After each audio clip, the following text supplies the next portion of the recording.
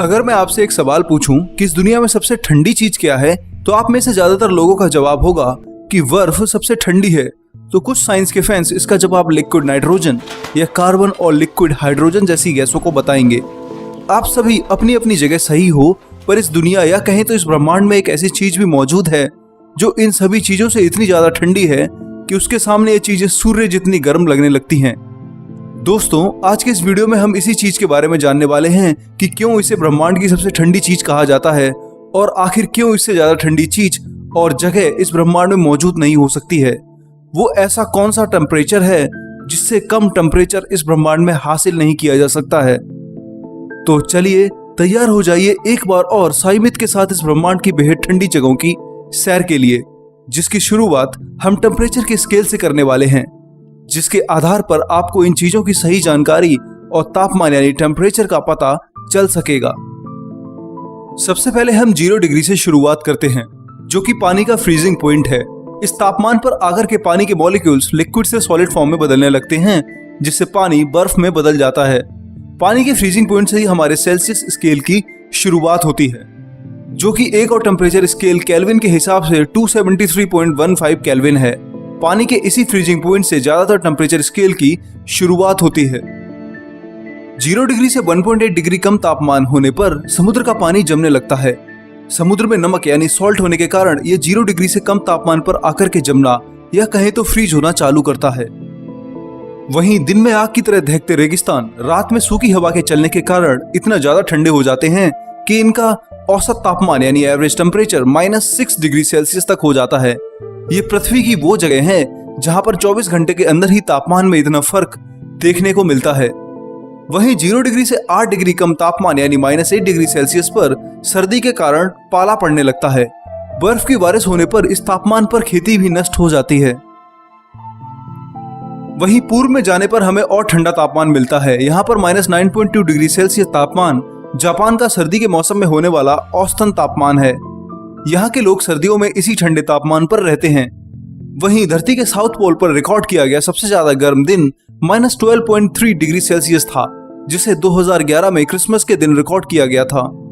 वहीं -14.2 degree Celsius की जनवरी महीने में एवरेज टेम्परेचर के साथ लेह भारत का सबसे ठंडा इलाका है। जनवरी और फरवरी के दौरान यहाँ पर औसत तापमान पानी के फ्रीजिंग पॉइंट से भी 15 गुना कम हो जाता है। -17.78 degree Celsius Fahrenheit temperature scale का सबसे कम तापमान है, जो कि वास्तव में 0 फ़ारेनहाइट है। इससे थोड़ा और ठंडा होने पर -18 डिग्री सेल्सियस पर हमारे घरों में फ्रीज में लगे फ्रीजर काम करते हैं। -23 डिग्री सेल्सियस ऑस्ट्रेलिया का रिकॉर्डेड सबसे कम टेम्परेचर है। वहीं अफ्रीका महाद्वीप का सबसे कम टेम्परेचर -23.9 डिग्री सेल्सियस है, जिसे 1935 में मोरक्को में रिकॉर्ड किया गया था। वहीं 0 डिग्री से 30 डिग्री कम -30 डिग्री रूस के साइबेरिया प्रांत का औसतन तापमान है। ये जगह धरती के सबसे ठंडी जगहों में से एक है, जहां पर चारों तरफ बर्फ का रेगिस्तान ही दिखाई पड़ता है। वहीं हिमालय में बसे दुनिया के सबसे ऊंचे पर्वत माउंट एवरेस्ट की चोटी का औसतन तापमान सर्दियों के दिनों में -36 डिग्री सेल्सियस तक रहता है, जो इसे दुनिया की सबसे कठिन चोटी भी बना देता है। फ्रीजिंग पॉइंट से 38.7 डिग्री सेल्सियस कम तापमान पर मरकरी मेटल, जो कि रूम टेम्परेचर पर लिक्विड होता है, वो अब जमकर सॉलिड में बदलने लगता है। मरकरी एक बहुत घातक मेटल है और ये टॉक्सिक भी होता है। पृथ्वी के उत्तरी भाग में तापमान हमेशा ही कम रहता है। इसी वजह से यहाँ पर सर्दियों में औसतन तापमान -40 डिग्री सेल्सियस तक पहुंच जाता है, जो कि बहुत बहुत ठंडा है। किसी भी इंसान को ये टेम्परेचर तुरंत जमा करके बर्फ में बदल सकता है। इस पॉइंट पर आकर के अगर आपने हाथों में दस्ताने नहीं पहने हैं तो आपकी खाल तुरंत ही जमकर के खराब होने लग जाएगी। वहीं -48.5 डिग्री सेल्सियस तक पानी को लिक्विड फॉर्म में सुपर कूलिंग की मदद से रखा जा सकता है। उसके बाद पानी, जो कि हाइड्रोजन और ऑक्सीजन के एलिमेंट से बना मॉलिक्यूल है, हमेशा के लिए जम जाएगा। -53 डिग्री सेल्सियस या 220 केल्विन चांद के दिन का औसतन तापमान है। वहीं -50 डिग्री सेल्सियस अंटार्कटिका महाद्वीप का रिकॉर्डेड एवरेज टेम्परेचर है। -63 डिग्री सेल्सियस मंगल ग्रह का एवरेज सरफेस टेम्परेचर है, जो दर्शाता है कि मंगल यानी मार्स कितना ज्यादा ठंडा ग्रह है और भविष्य में मानव मिशन के लिए ये कितना कठिन होने वाला है। -67.7 पृथ्वी के नॉर्दर्न हेमिस्फीयर पर रिकॉर्ड किया गया सबसे कम टेम्परेचर है, जिसे 1933 में रिकॉर्ड किया गया था। -17.5 डिग्री सेल्सियस मार्स और जुपिटर ग्रह के बीच में पाए जाने वाली एस्ट्रॉयड बेल्ट के सबसे बड़े एस्ट्रॉयड, जिसे ड्वार्फ प्लैनेट सीरीज के नाम से भी जाना जाता है, उसका एवरेज सरफेस टेम्परेचर है। -78.5 कार्बन डाइऑक्साइड गैस का सब्लिमेशन पॉइंट है, जिसमें ये गैस बिना लिक्विड फॉर्म में आए तुरंत सॉलिड में बदल जाती है। -89.2 डिग्री सेल्सियस और लगभग 184 केल्विन पृथ्वी पर रिकॉर्ड किया गया सबसे ठंडा टेम्परेचर है, जिसे अंटार्कटिका के बोस्टॉक स्टेशन पर 1983 में रिकॉर्ड किया गया था। इसे दुनिया की सबसे ठंडी जगह भी कहा जाता है। गलती से भी आप बिना किसी सुरक्षा कपड़ों के यहाँ पर आ गए तो तुरंत ही आपका शरीर जम जाएगा। आपके शरीर का पानी और हर चीज फ्रीजिंग पॉइंट से इतने कम टेम्परेचर पर तुरंत जम जाएंगे। पर पानी के फ्रीजिंग पॉइंट से 90 डिग्री कम ये तापमान भी कुछ नहीं है। अगली आने वाली चीजें तो इससे भी कई गुना ठंडी और खतरनाक हैं। -114 डिग्री सेल्सियस पर आपकी अल्कोहल और प्योर इथेनॉल भी जम जाती है, जिसे आप फिर दोबारा इस्तेमाल नहीं कर सकते हो।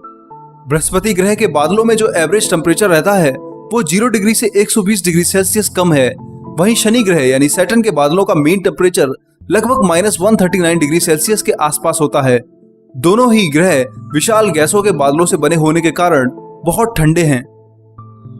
वहीं noble gas krypton -157 degree Celsius पर जाकर के पूरी तरह सॉलिड हो जाती है। नोबल गैस वो गैसें होती हैं जिनका ना तो कोई रंग होता है और ना ही इनमें किसी प्रकार की कोई गंध होती है। साथ में इन गैसों की रिएक्टिविटी भी बहुत कम होती है। शनि ग्रह के चंद्रमा टाइटन का मेन यानी औसतन सरफेस टेम्परेचर लगभग -179.5 डिग्री सेल्सियस के आसपास है, जो कि केल्विन स्केल पर करीब 93.65 केल्विन बनता है। टाइटन सैटर्न यानी शनि ग्रह का सबसे बड़ा चंद्रमा है, जो कि इसी कम तापमान की वजह से विशाल मीथेन की नदियों से घिरा रहता है। मीथेन एक गैस है जो इस टेम्परेचर पर जाकर के पूरी तरह से लिक्विड बन जाती है। 2005 के कस्सीनी मिशन के दौरान नासा ने इस चांद पर कई तरह के मिनरल्स की खोज की थी। वहीं 0 डिग्री से करीब 183 डिग्री कम तापमान पर हमें जीवन देने वाली गैस ऑक्सीजन लिक्विड में बदल जाती है। वहीं करीब -196 डिग्री सेल्सियस टेम्परेचर पर हमारे ग्रह की सबसे ज्यादा मात्रा में पाई जाने वाली गैस नाइट्रोजन भी लिक्विड की फॉर्म में बदल जाती है।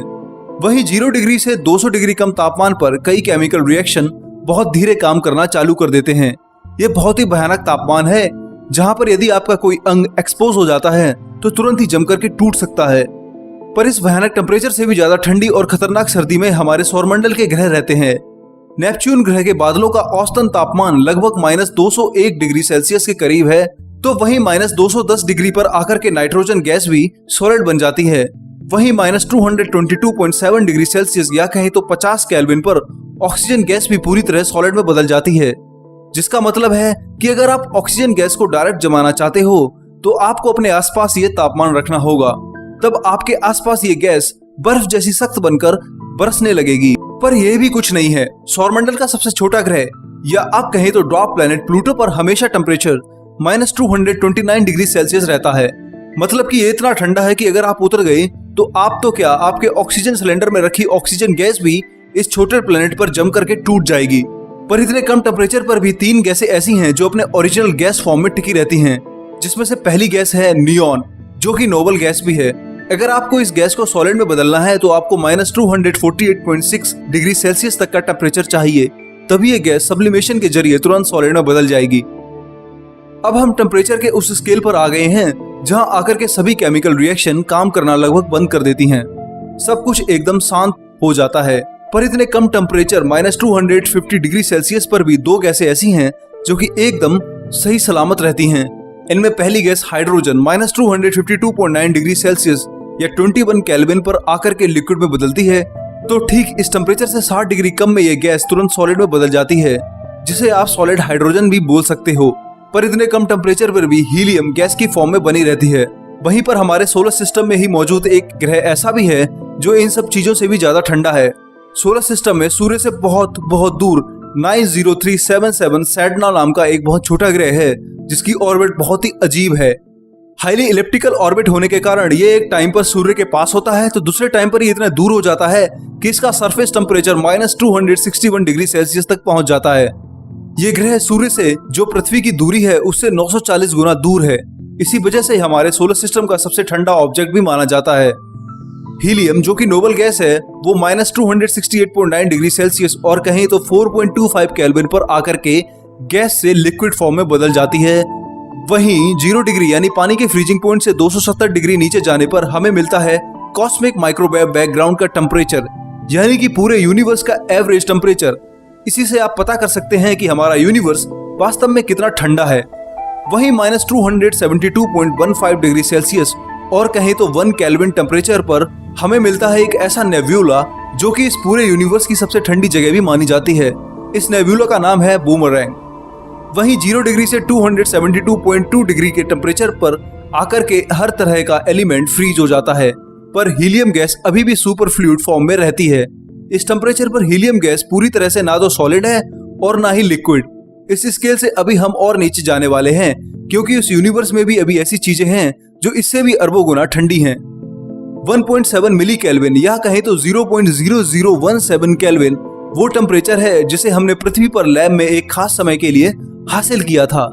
वहीं 170 नैनो केल्विन और कहें तो 1 केल्विन से भी 1 करोड़ कम टेम्परेचर पर जाकर के हमें मिलती है मैटर की वो स्टेट जो अपने आप में बहुत ही अजीब है।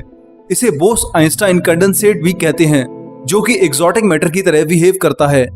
इसके बाद 1 केल्विन से भी 10 अरब गुना कम टेम्परेचर यानी कि 1 पिको केल्विन पर हम पहुंच जाते हैं उस टेम्परेचर पर जिसे हम इंसानों ने आर्टिफिशियली स्पेस वेस में एक लेबोरेटरी में 20 सेकंड के लिए हासिल किया था। ये अब तक का रिकॉर्डेड सबसे कम टेम्परेचर है। इसके बाद भी यूनिवर्स थमता नहीं है। 1 पिको केल्विन से भी 10 लाख गुना टेम्परेचर यानी 1 एटो केल्विन पर हम पहुंच जाते हैं सुपर मैसिव ब्लैक होल के हॉकिंग टेम्परेचर पर इससे भी 1000 गुना कम टेम्परेचर पर यानी लगभग 1 ज़ेप्टो केल्विन पर हम पहुंच जाते हैं उस टेम्परेचर पर जहां पर क्वांटम टनलिंग पॉसिबल हो जाती है। मतलब कि सब एटॉमिक पार्टिकल अब आसानी से किसी भी रुकावट के बिना कहीं भी जा सकते हैं। वहीं अब 0 केल्विन और -273.15 डिग्री सेल्सियस पर हम पहुंच जाते हैं उस टेम्परेचर पर जिसे एब्सोल्यूट जीरो कहते हैं। ब्रह्मांड में इससे कम टेम्परेचर थर्मोडायनेमिक्स के लॉस के हिसाब से पॉसिबल नहीं हो सकता है। ये वो टेम्परेचर है जिसे हासिल करना लगभग असंभव है, पर बिग फ्रीज थ्योरी के हिसाब से एक दिन ये यूनिवर्स इस टेम्परेचर को भी हासिल कर लेगा। तब एक भी मॉलिक्यूल किसी भी तरह का कोई रिएक्शन नहीं करेंगे, पार्टिकल्स के बीच इंटरैक्शन खत्म हो जाएगी, हर तरह की एक्टिविटी एब्सोल्यूट जीरो पर आकर के पूरी तरह से रुक जाएगी। हमारा यूनिवर्स तब उस दौर में होगा जब सब कुछ एकदम फ्रीज सा हो जाएगा। मैटर की सभी यूनिट्स धीरे धीरे इस टेम्परेचर पर कई ट्रिलियन ट्रिलियन ट्रिलियन ट्रिलियन सालों में खत्म हो जाएंगी। साइंस के हिसाब से किसी भी चीज का तापमान उसमें होने वाले पार्टिकल्स की काइनेटिक एनर्जी पर निर्भर करता है, या कहें तो पार्टिकल्स में होने वाली वाइब्रेशन पर टेम्परेचर डिपेंड होता है। ज्यादा वाइब्रेशन ज्यादा टेम्परेचर और कम वाइब्रेशन तो कम टेम्परेचर, इसलिए एब्सोल्यूट जीरो टेम्परेचर पर किसी भी तरह की वाइब्रेशन नहीं होती है। दोस्तों, इस वीडियो में इतना ही। ये वीडियो हमारी टेम्परेचर स्केल का सेकंड पार्ट है, जिसमें हमने उस टेम्परेचर को बताया है जिसमें इस यूनिवर्स में सब कुछ फ्रीज हो जाता है। पिछले वीडियो में मैंने मैक्सिमम टेम्परेचर की बात की थी, जिसमें मैंने उस टेम्परेचर के बारे में बताया था जिससे ज्यादा टेम्परेचर यूनिवर्स में होना इम्पॉसिबल है। उस वीडियो का लिंक आपको डिस्क्रिप्शन में मिल जाएगा। दोस्तों, ये वीडियो कैसी लगी और इसके कौन से पार्ट ने आपको सबसे ज्यादा हैरान कर दिया, उसके बारे में जरूर कमेंट करें।